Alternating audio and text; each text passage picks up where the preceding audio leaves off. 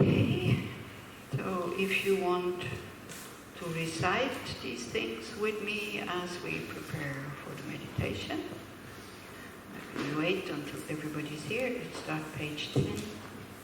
And then you know how an official kind of Buddhist practice would start. Like this is how you start your meditations, or also before the teachings. I mean, if you would be in Dharamsala, if you would really be in a Tibetan Buddhist context, like this would be done before every teaching. Yeah, right. So it's very much part of the practice, not just meditating and studying and then that's it. And it's a nice way also to really to prepare the mind to do what you set out to do. So then you already know. Yeah. So that the motivation is taken care of. You know what you want. You know why you're doing this. You create a lot of merit. You kind of regret your negative actions. You don't need to carry them around, and you open your heart towards all sentient beings. So in my eyes, it's psychologically very skillful. But then, of course, if you can't really connect with it, then it becomes just empty words. So the meaning of all this is not coming from this side. The meaning will be what you give it. But maybe, as I'm saying, if you have another different belief system, maybe you can take something from here and then integrate it into your spiritual practice that seems to be more suited to what you are doing, whether it's Judaism, Christianity, or agnostic, or atheist, or whatever.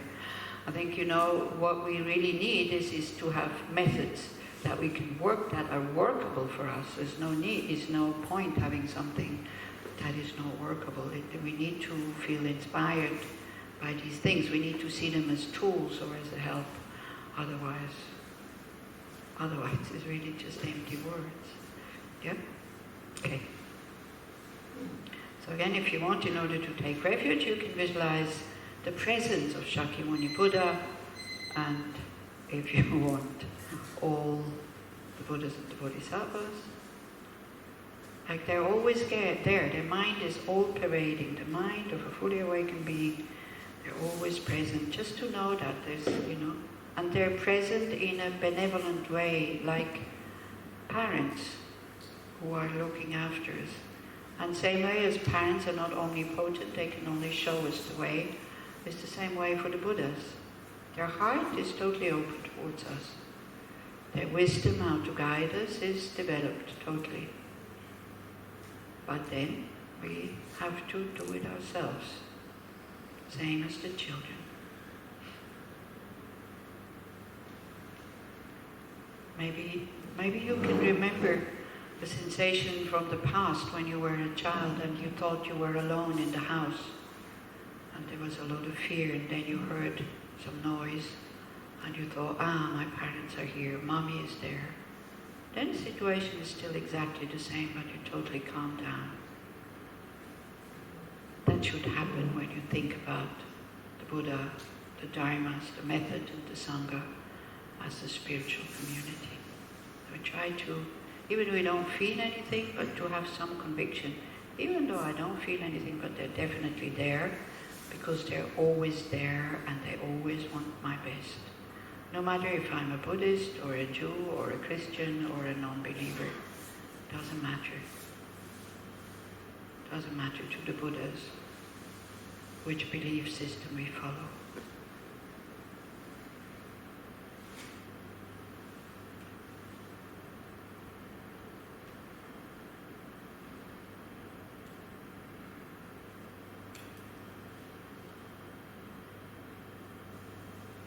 And then we say this formula which gives the mind the right direction towards enlightenment, gives it also the meaning or the reason why you want to attain enlightenment in order to benefit all sentient beings. And usually one says this 3 times. Page 10, last verse, I go for refuge until I'm enlightened through the Buddha, the Dharma, and the Supreme Assembly, by the accumulation of merits of practicing generosity and so forth. May I become a Buddha to benefit all sentient beings.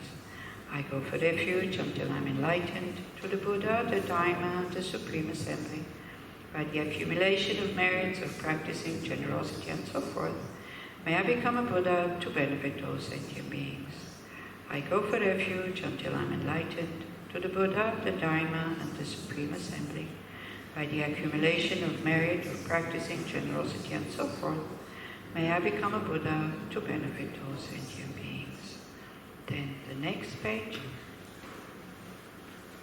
May all sentient beings have happiness and the causes of happiness. And then you try to think of somebody that you like very much. Somebody that when you hear the person say, wow, today I am so well, immediately your heart opens, and then you keep that sensation of open heart. You can feel it.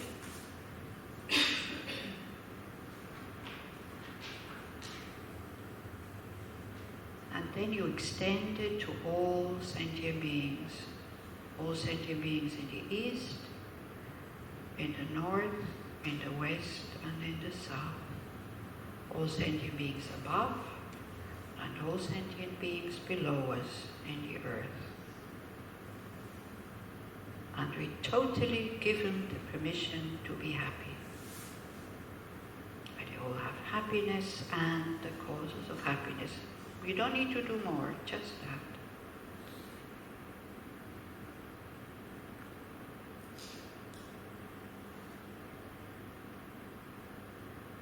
Then you're in contact with your loving kindness. Next one is compassion. May all sentient beings be free from suffering and the causes of suffering. So we think, again, think about this person you like very much and think that the person tells you, today I'm not so well. And then see how your heart immediately awakens and is interested, wants to see if you can be of help. What is happening? Let me know. And the wish to help that person if you could. That is compassion.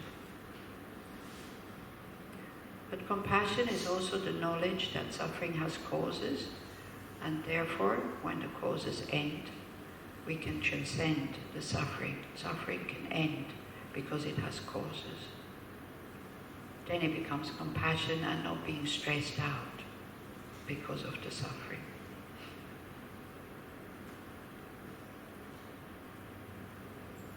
So then again, that interest for the person that you like very much, the wish for that person to be free from suffering, and the causes of suffering. Try to extend that to all the people in the East, all the beings in the East, all the beings in the North, all the beings in the West, and all the beings in the South, all the beings above, and all the beings below.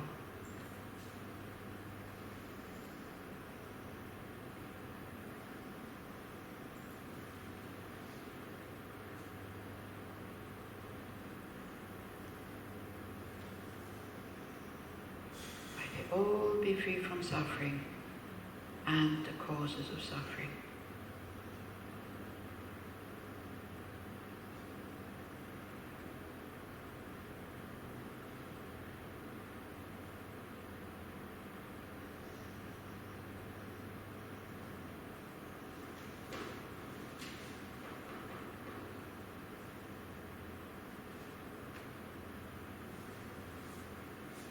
And then the joy of knowing that everybody has this, what is in Buddhism we call it Buddha nature, but what it means, everybody has this potential to be happy, to be well, to be compassionate and to be wise. It's our nature, and you can never lose it, even though it can be covered with a lot of the dirt of misconceptions and wrong views and aggression and anger, desire, jealousy, arrogance, and so forth. But in order to bring up the feeling of joy, because all these emotions, you can feel them in the body. So again, think about this person you like very much and see how that they did good things. Good things not just for themselves, maybe also good things for others. They succeeded, or they overcame a problem or a hindrance. Best works if you take your children, actually. see how they're doing well, how they're happy, how they relax, and especially when they have overcome problems. A lot of joy in your heart, a lot of space, a lot of light, a lot of energy, a lot of life.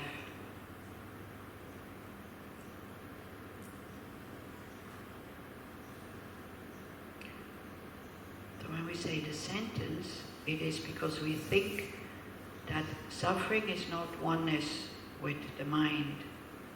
It's created through causes and conditions, therefore it can be eliminated. Suffering is not the nature of the mind.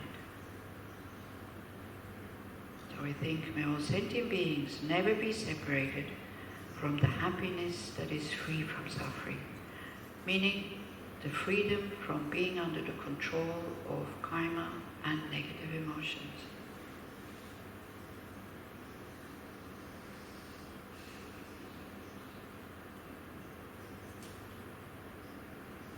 So first you think about that person that you like, may that person be freed from all kinds of suffering, even if it's very subtle, of not knowing reality.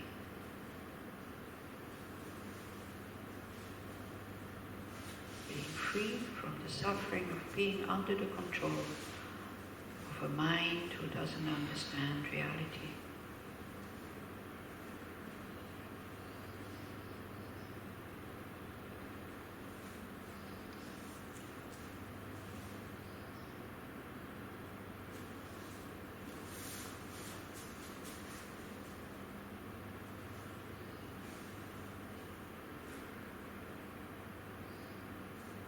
And then their joy and their well-being becomes your own.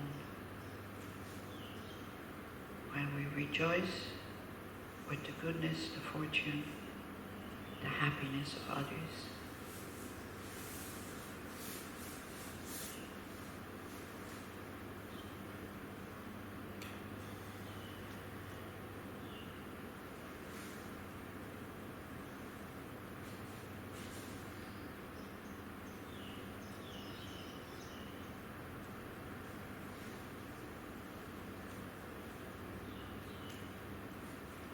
And the last one is creating equanimity.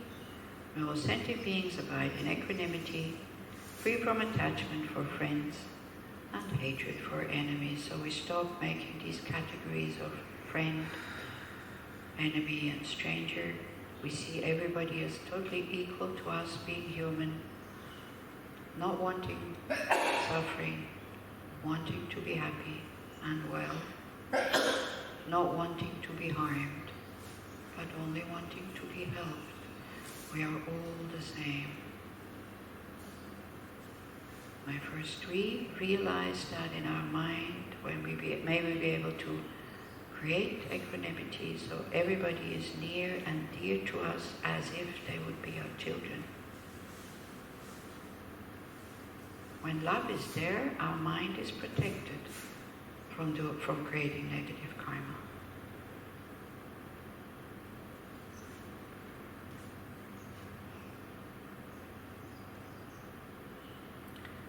And then may all beings be able to realize that we're all the same, so that we can live as a big human family, not harming and hurting each other, but only being of benefit to each other.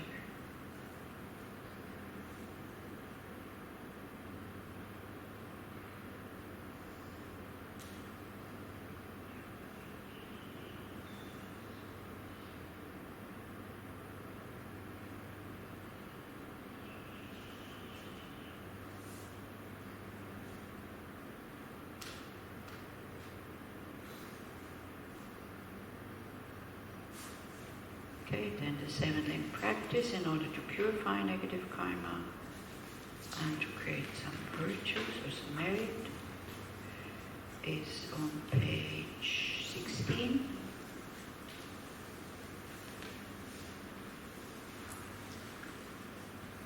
So I will stop after every verse and you try to create these different types of mind. So the first one is appreciation. Appreciation for an object of devotion, an object of respect, that we can learn from, that shows us the way out of suffering, so that we can live our potential of joy, freedom and happiness. Reverently, I prostrate with my body, speech and mind. So again, try to feel, how does appreciation, gratitude feel?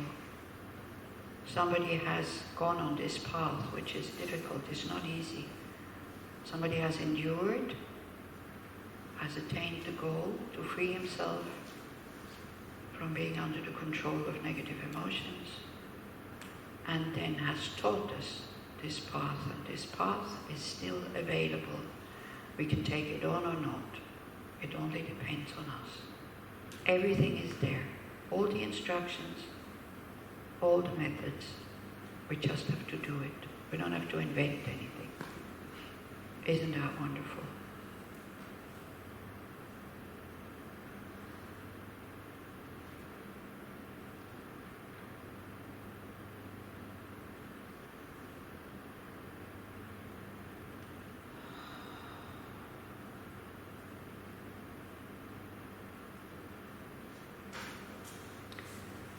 And of course, out of gratitude, it's good if we can give something, because otherwise we feel that there's something not just. If we just receive all the time, then we don't feel, we're not, we're not in equilibrium. It's not right, so we want to give something back. So I present every type of offering, actual and imagined. And now you can go really wild with your mind. You saw the fruits that were on this altar. Maybe they're still here, but anyway, they will go out after the next session. But here, if they're still on the altar, we offer them to the Buddhas, all the Bodhisattvas. So that would be the actual offerings. So you can offer them even though you didn't buy them. Whenever you see an altar, you can immediately offer what is on it. You don't have to be the one that bought it, and you get the merit from offering it. That's how easy it is.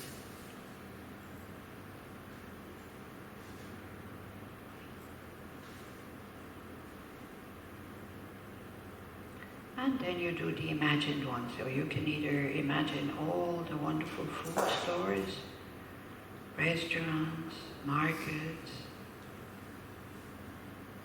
all the wonderful drinks, very clean, very fresh water to drink. Or if you want to put something in it, then put something in it, that's fine. Wonderful pools to bathe, to wash, very soft water, nice smelling water, right temperature.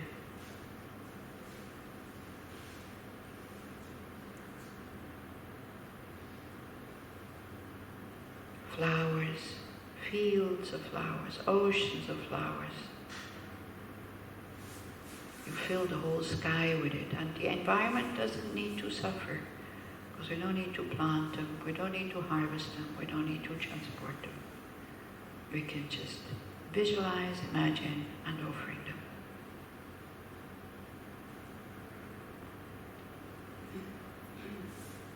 Then wonderful smells.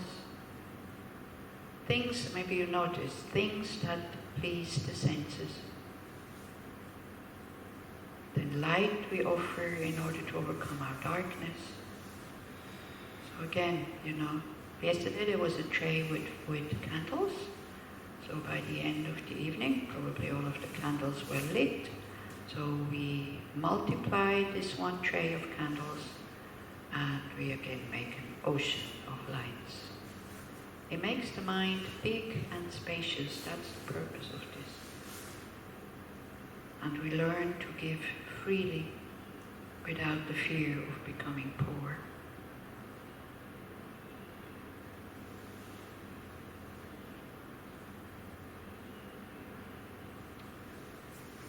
Then all the foods that exist, I think we already did. And then at the end, all the sounds that exist.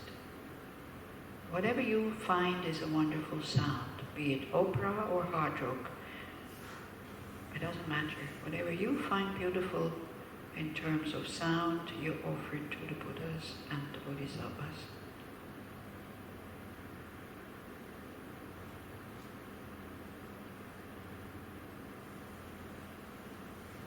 I declare all my negative actions accumulated since beginningless time. So then again, if especially you have something that is bothering you or that is kind of a burden, then just generate regret. I shouldn't have done that. It's not skillful. You trust that it can be purified, that you don't have to carry that around with you for the rest of your life. You trust that if you take refuge, generate bodhicitta, then do an action to counteract it, and at the end, make a really strong determination not to repeat the action. That anything, even the heaviest karmic actions, can be purified. And that gets rid of your guilt and your heavy mind, which doesn't help. Just makes you unhappy, and then you can't bear other beings being happy around you.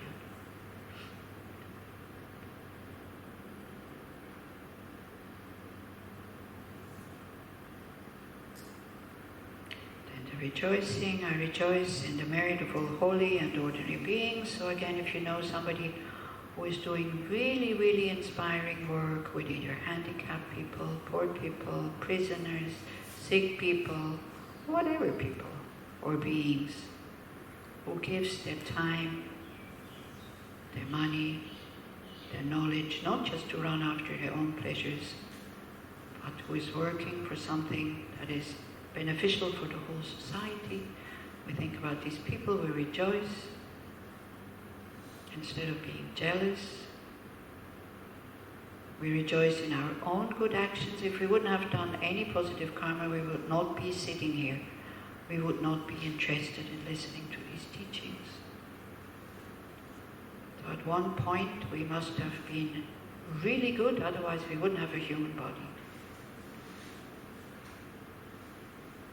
So we rejoice.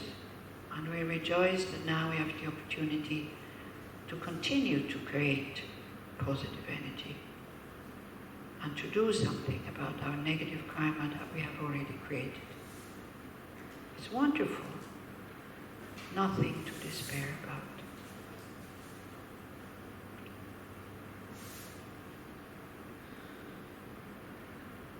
Then the next two, please remain until the end of cyclic existence and turn the wheel of Dharma for living being. This is said it kind of counteracts negative karma that we have done with our teachers, our spiritual teachers, in this life or in past lives, meaning not following advice, or making fun of them, criticizing them when there was no need, and getting angry at them, things like that. And it will create the cause that we meet the perfect guide or the perfect teacher life after life after life until enlightenment. And also it creates the cause that we will understand directly what the Dharma is all about.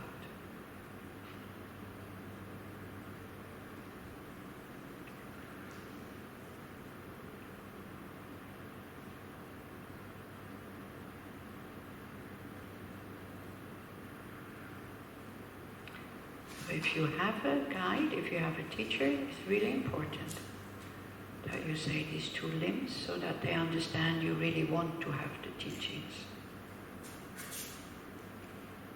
Please remain until the end of cyclic existence and turn the wheel of Dharma for living beings.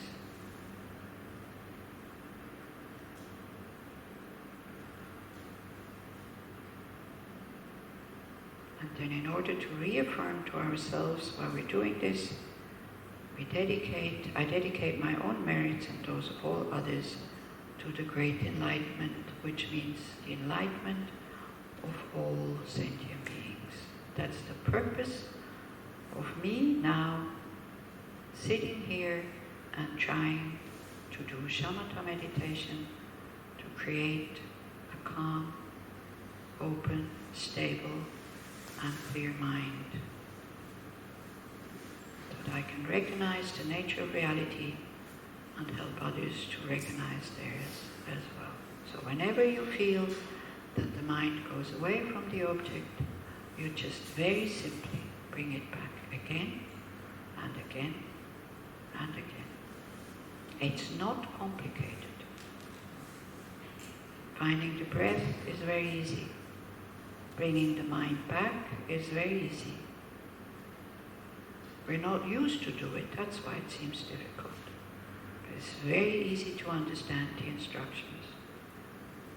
Bring the mind back to the object. Don't be too tight, don't be too loose. And be awake and aware.